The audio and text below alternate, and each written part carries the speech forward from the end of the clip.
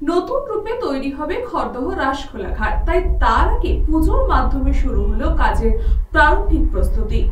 খড়দহ রাসখোলা ঘাট বিসর্জনের জন্য নতুনভাবে তৈরি হবে।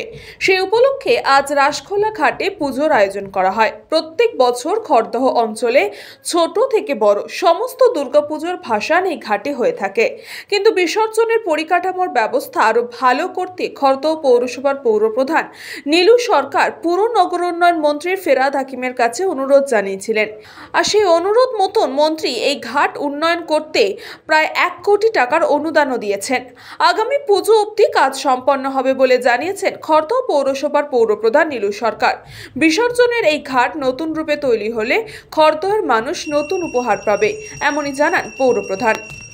অ্যাকচুয়ালি আজকে আমাদের এই যে বিসর্জনের ঘাটটা, এই ঘাটটার খুব দুরবস্থা। আজকে দীর্ঘদিন ধরে আমরা সেই বালির বস্তা ফেলে এখানে বিসর্জন করাই।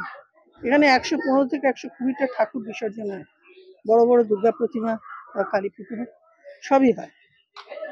তো আমরা আমাদের মাননীয় মন্ত্রী জনাব ফেরাদ হাকিম সাহেবের কাছে গেছিলাম। আমরা বললাম যে এরকম ব্যাপার যদি, এবং প্রতি বছর এটার জন্য আমাদের 11-12 লক্ষ টাকা প্রত্যেক বছর খরচা করতে হবে।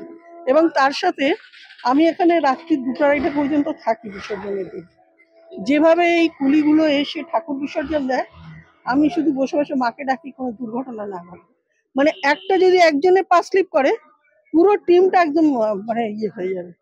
তো যাই হোক, ঈশ্বরের আশীর্বাদে কিছু হয়নি, এবং মাননীয় মন্ত্রী আমাদের এইটাকে নতুনভাবে আধুনিকীকরণ করার জন্য আমাদের 1 কোটি টাকা স্যাংশন করেছেন, এবং এই কাজটাই হবে। তারই আজকে আমরা একটু, যেহেতু গঙ্গাপক্ষে কাজ করব, সেই জন্য গঙ্গা দেবীর পুজো এবং নারায়ণ পুজো করে আমরা এটা শুভ শিলান্যাস করলাম। শুভ শ্রেয়াদের রিপোর্ট, নিউজ পঙ্গো টাইম।